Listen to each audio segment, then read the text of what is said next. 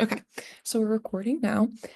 So this workshop is the Mind Over Matter workshop conducted by SARC. So it's essentially looking at effective study strategies for psychology students. You don't have to be a psychology student to be here, but it's going to have a lot of things that are more related to psychology-based courses. And I'll do a little introduction, but I'm very well suited for this. So this is also if you guys are participating in the academic exploration spring fling going on, which is basically a scholarship opportunity. I can flip back to this slide, but this is just the information about it. This does count as one of the like events that you attend, so you can join. Hi, you can come in. No worries. This does count as one of the events you can attend to join to be eligible for that scholarship. So just keep that in mind. And if you need me to go back to this slide later to get your credit for that, you can just let me know in the chat and we can do that at the end of the presentation as well. Okay, so a little introduction. My name's Madison. I am currently a master's student in the clinical psychology master's program at UCF. I'm on the thesis track, and I just got accepted into the PhD program for clinical psychology here for next year. So I have a lot of experience for studying for psychology stuff. I got my bachelor's in psychology and a bachelor's in criminology from UF, so definitely have had a lot of tests in my days.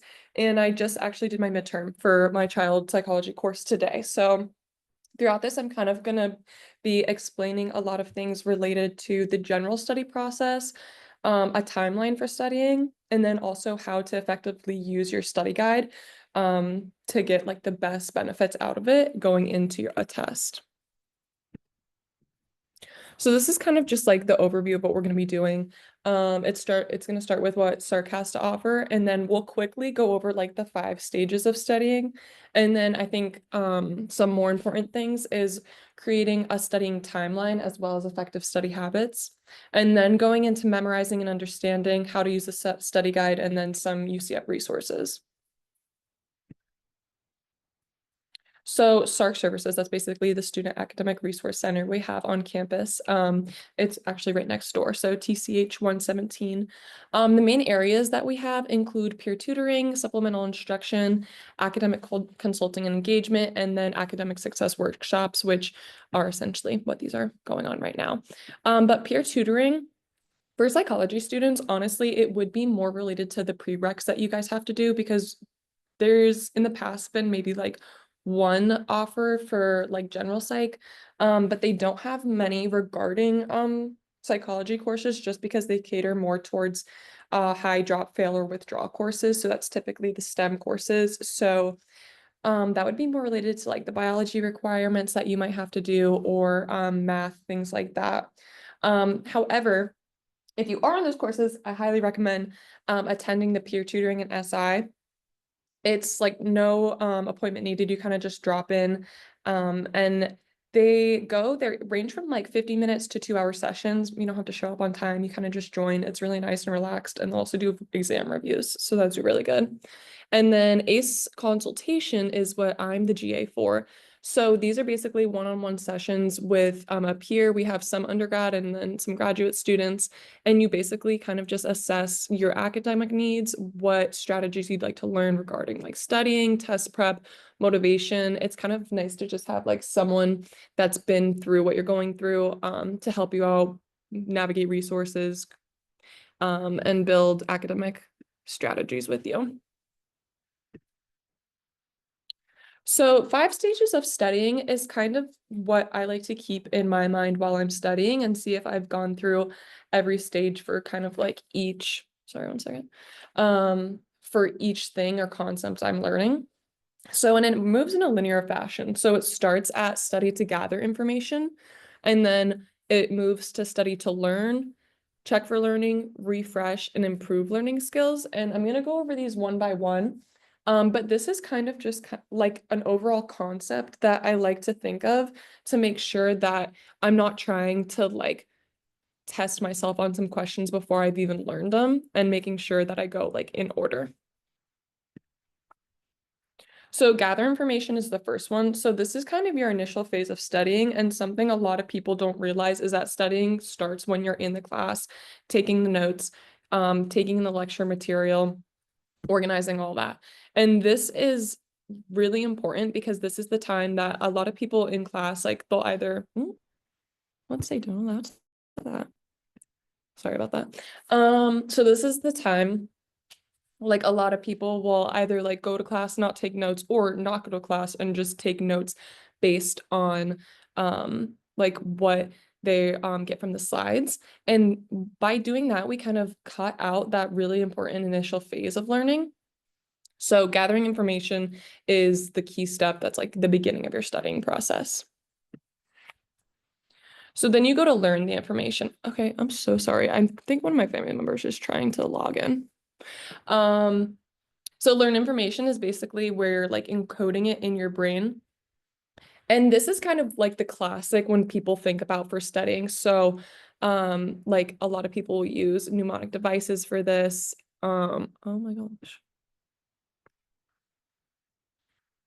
I'm gonna make sure this doesn't keep okay. But this is where like a lot of people will use the flashcards. I do not know what's happening. Okay, if that keeps popping up, I'll figure that out. But people use flashcards, mnemonic devices, things like that. And I think that's most helpful for things like physiological psychology because it can be a lot of dense information. And throughout this, it's kind of easier to have more of like a memorization process to that. And I'll go back to memorization versus understanding. But during that learning phase is kind of like the reviewing your notes, doing the individual studying and things like that. So check for learning is the more active process of studying. So passive is like reading the material, reviewing your notes, but then checking is like engaging in self-testing. A lot of people like to use Quizlets, Kahoots, things like that. I like to turn my study guide into like an actual test and see if I can answer the questions based off that. And then I will regularly incorporate this into the study process. So like I self-test on every single concept chapter, like definition, because it one helps me see if I can pull it out of my brain without having like anything other than a question to prompt me. And I think this can really help you see if you actually understand the material. So studying to refresh is basically at the end when you're like but about to take the test, like the day or two before, and you're seeing if you still know the information now that you learned like the first week of class or at the beginning of your study process. So typically we'll notice that we'll forget if we have one mental overcrowding, which basically just means like we have to study for a lot of tests, such as midterms or final exams.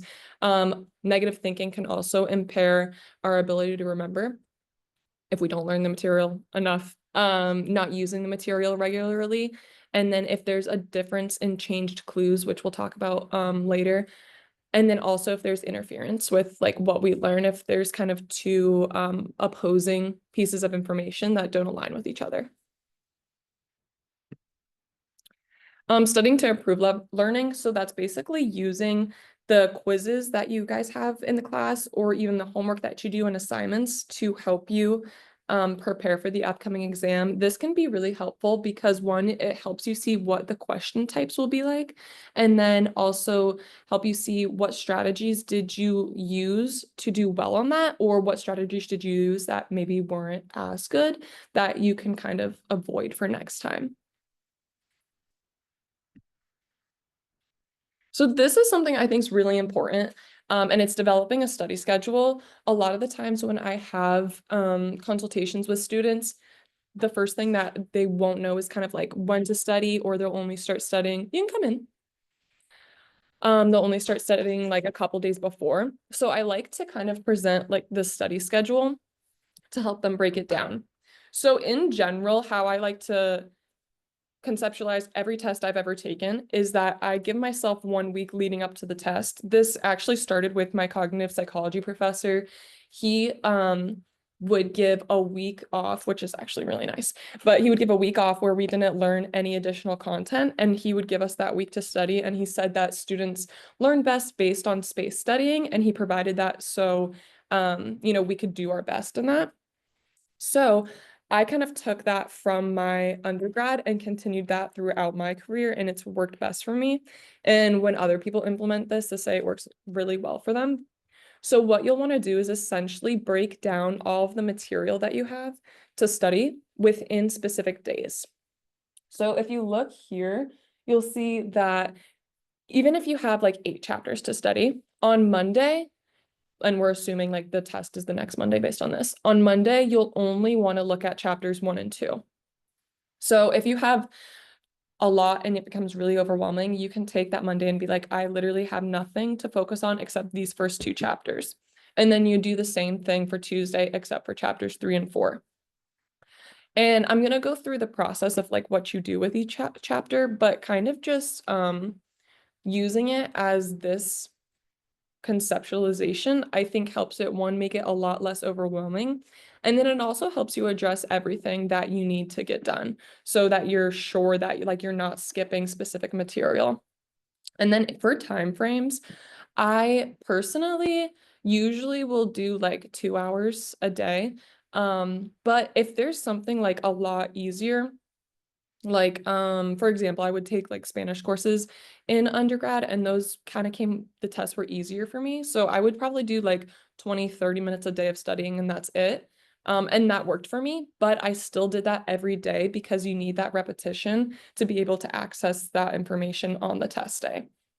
So I know a lot of like people or just professors in general will say you need like 2 to 3 hours per credit hour to study, but genuinely, I have never done that in my life, and I don't think that would be possible. So I would recommend to not base it on that. I would base it on how difficult or easy the class is for you, and then also the amount of content that you have to cover.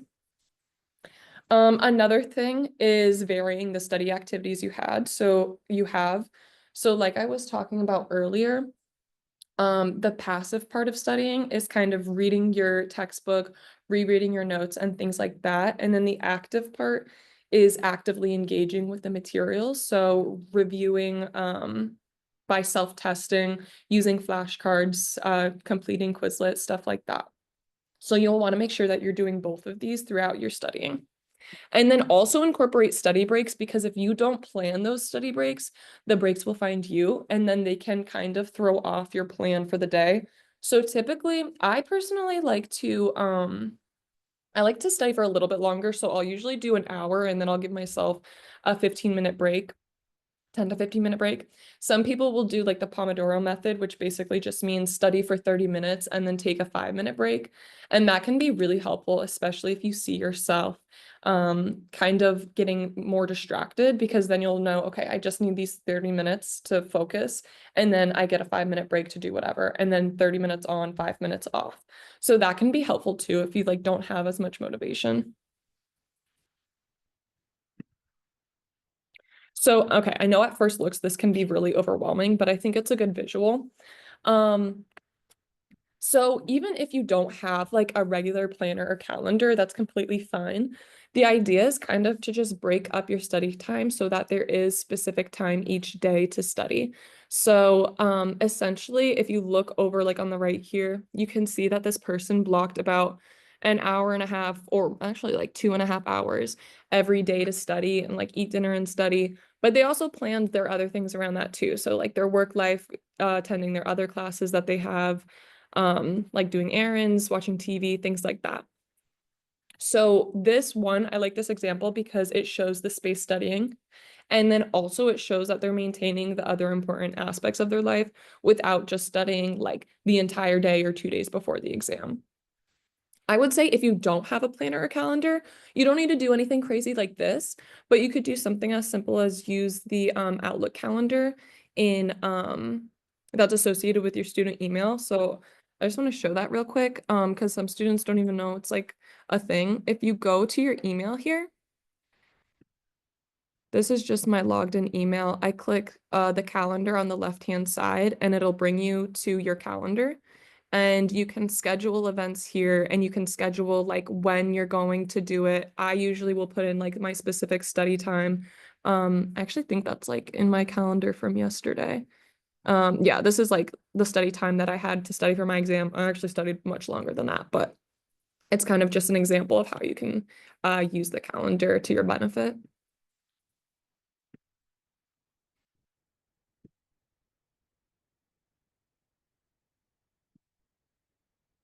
So this is kind of an example.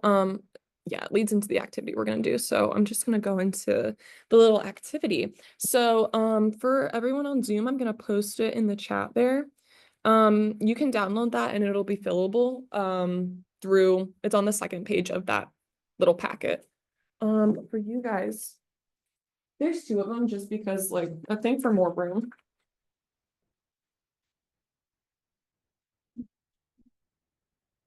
And the reverse.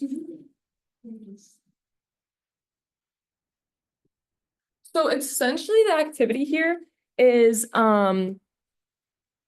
seeing when your next exam is. So this could be a midterm. Have you guys done midterms yet or are they like coming up? Okay. So it could just be like the next exam you have, or it could be like for your final if and like look in the syllabus. So you'll basically just go to web courses on your phone, your laptop, whatever, find the next date that you have an exam, and you can you'll might if it's far away, then you might not be able to like write down the specific times, but you could at least break down the chapters that you would do each day. So like here I have the example as the test would be like due on this Sunday through web courses or Canvas. So then I have like studying the first two chapters Monday, 3 and 4 Tuesday, 5 Wednesday, 6, 7 Thursday, and then reviewing for 2 extra days. So just take a couple minutes to do this. I'm gonna do it for myself because I don't know when my next exam is. Um, and then we'll discuss.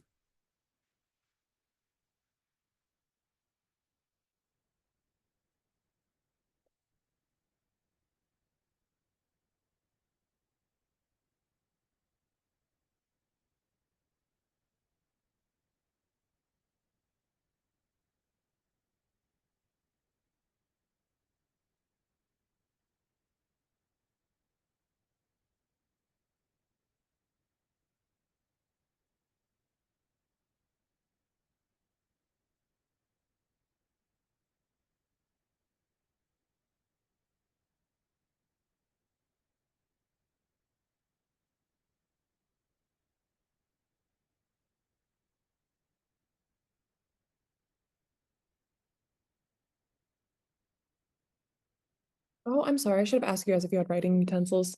Okay, are you good now? I'm sorry.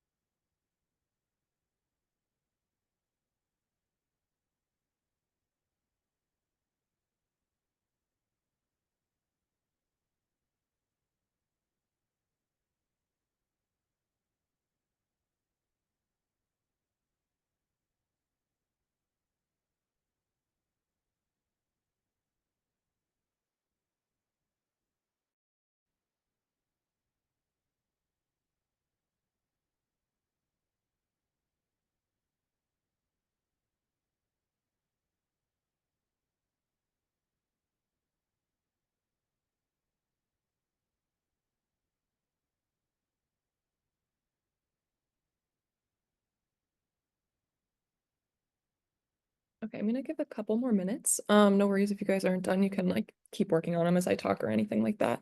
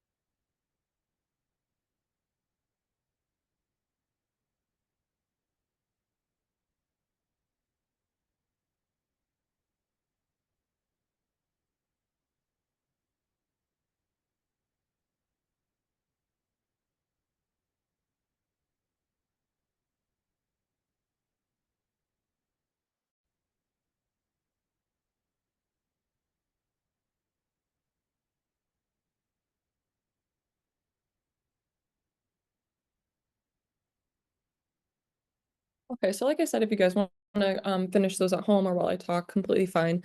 But I think this is kind of just a good habit to kind of get in the start of moving forward because one, it kind of reinforces the idea of space studying and helps you visualize what you're going to do each day.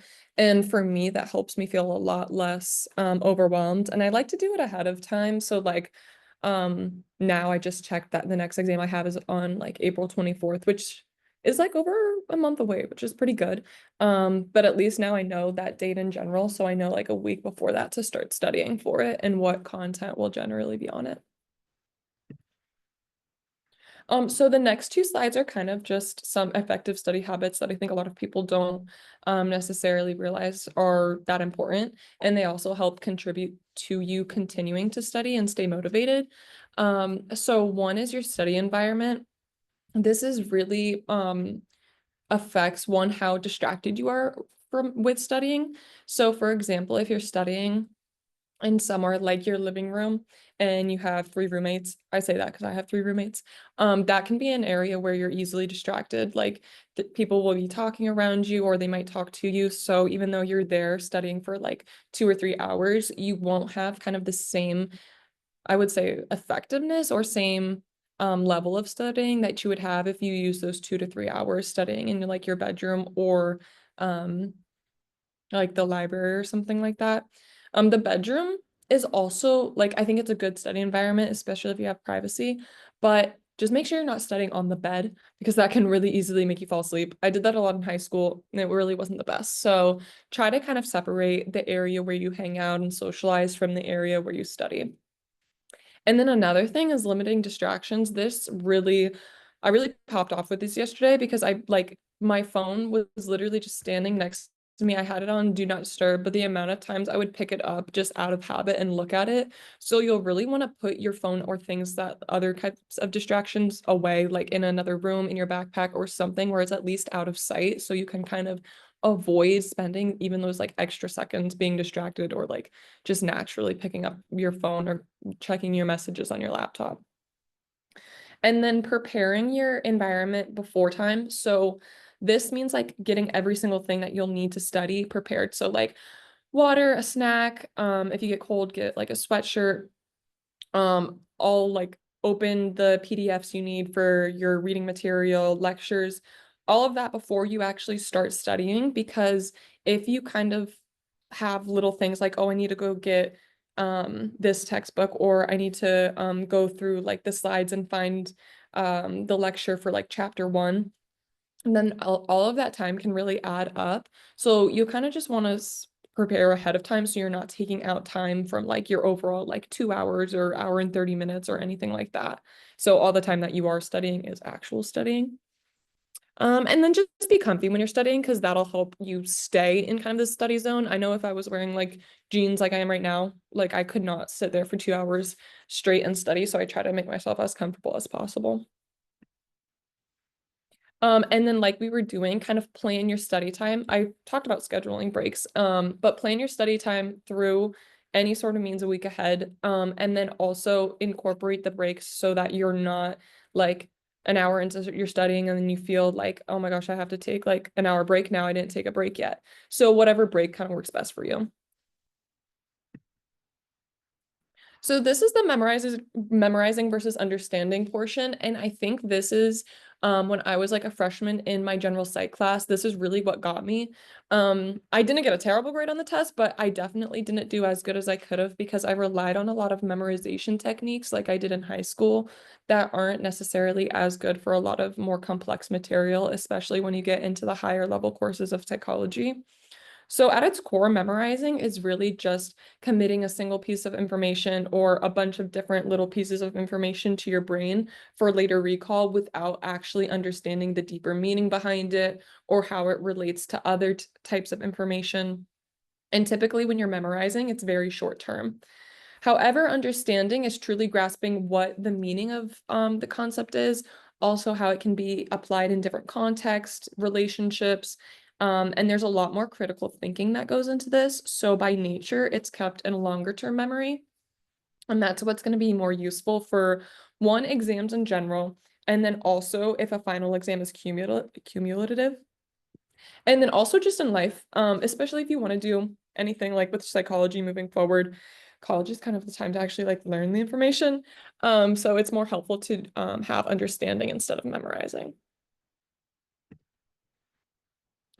So, like I was saying, what you'll want to do is really focus on understanding the material for psychology, and how you do this is kind of the process of one, you'll start with passively taking in that information. So how I do that is by reviewing my notes. This will make it more clear when we go to like the study guide portion, but reviewing my notes, then adding any supplemental material from the textbook, and then I'll start self-testing myself, and then I'll literally like explain the material to my cat or like something like that because it's me like teaching another person and it shows one, how easily I'm able to grab that information out of my brain. Another way is to create a graphic organizer. And this can be like something so little as like a couple of circles, like a Venn diagram. But this can really show how information is related to each other, like comparing and contrasting information. And that really helps you get to understanding the material on a deeper level.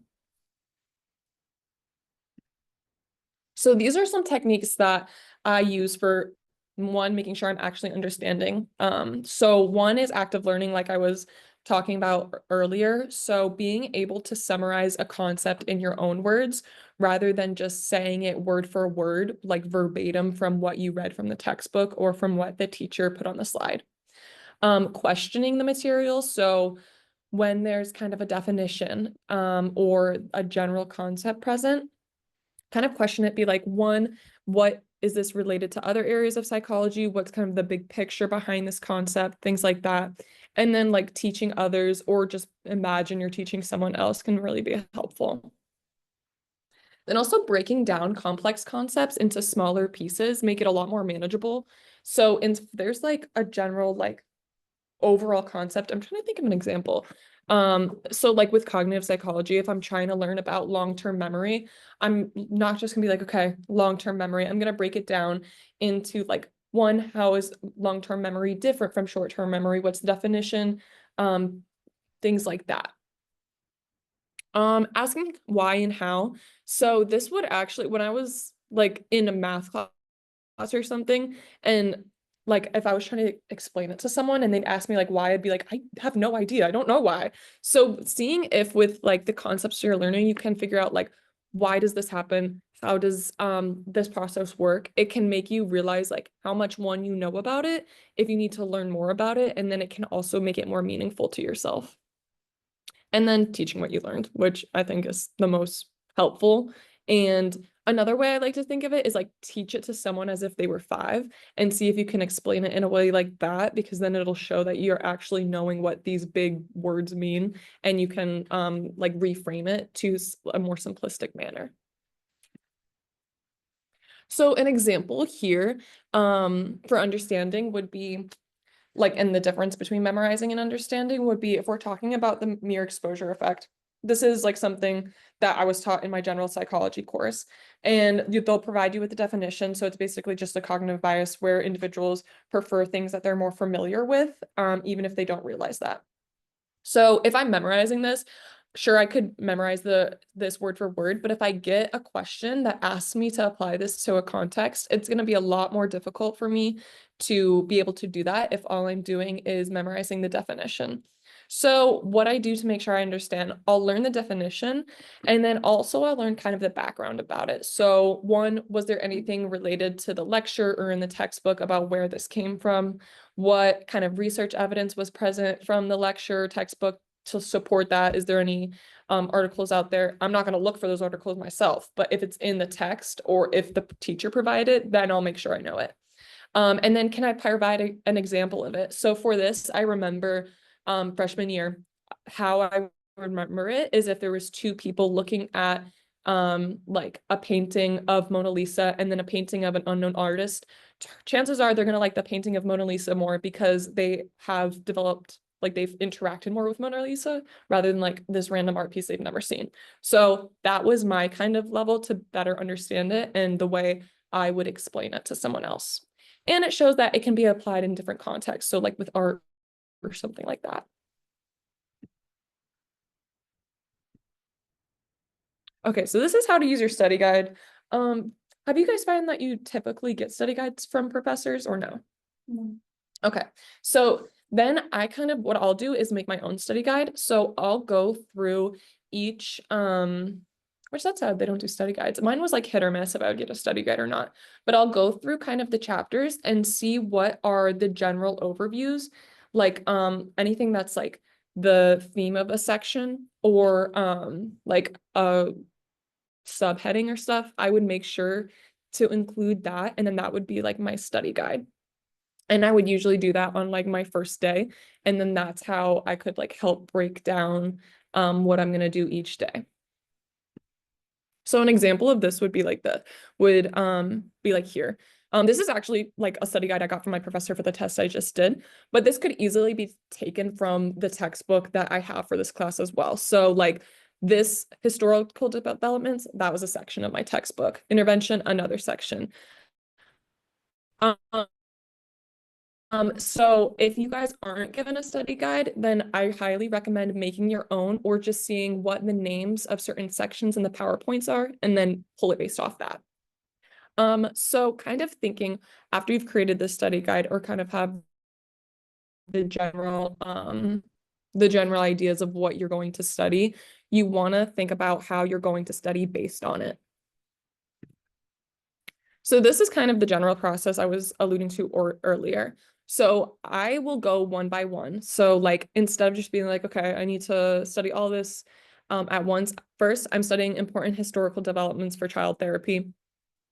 And initially, I'm gonna review what the slides say. And then I'm gonna go to my notes, and then I'm gonna go to the text on that section and add anything supplemental that I think is important. I will say the text, for like studying, I would not recommend rereading it.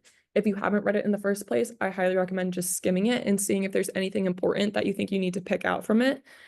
Just in general, rereading is not really an effective way to study. So I would, unless the professor is saying the entire test is highly based on the reading, I would prioritize your notes and lecture material first.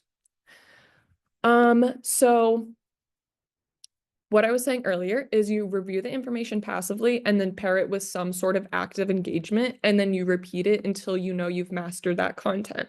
So you know you mastered that content when one, you're able to explain it to another person or explain it in your head or out loud or even write it down on a piece of paper without having to reference your notes again.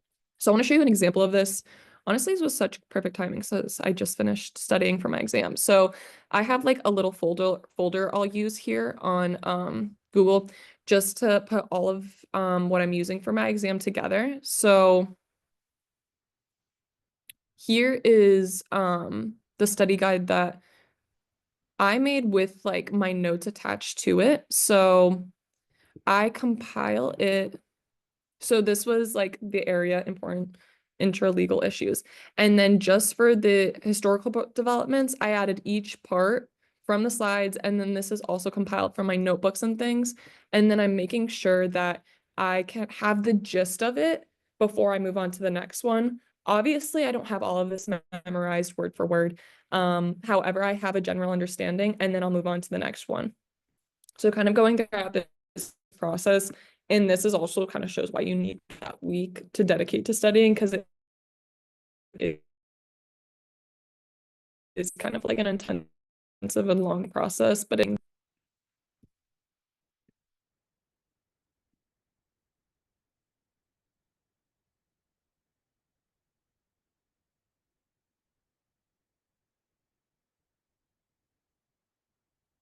okay, so in the last piece I wanted to point out was using your resources. So especially if you have papers related to any psychology source, I highly recommend the University Writing Center. They will sit down with you and help you one structure your paper, or if you just want a review of it and see how you can improve it, they are very helpful with that. They have drop-in appointments, or you can schedule an appointment. I also recommend the ACE coaching sessions, self-plug, but I think they're really helpful, especially if you kind of like don't know where to begin. I think this workshop was great for like a starting point, but if like you want help more with like a specific exam or class or something, that can be helpful. And then just like the libraries, VCF Health, free healthcare, that's great. Making sure you're using that. So that's kind of the end of it. If you guys don't have any questions, if you do, you can drop them in the chat or just ask me. This is a little survey. So if you were mandated to be here or you're here for extra credit, anything like that, it's blurry, but it does work, I promise. You can scan this and it'll count your attendance, and it'll also just like leave a little review about how it was, what you would like to see for other ones, or like what could be better. But thank you. After that, you guys are free to go from the Zoom. And thanks for attending.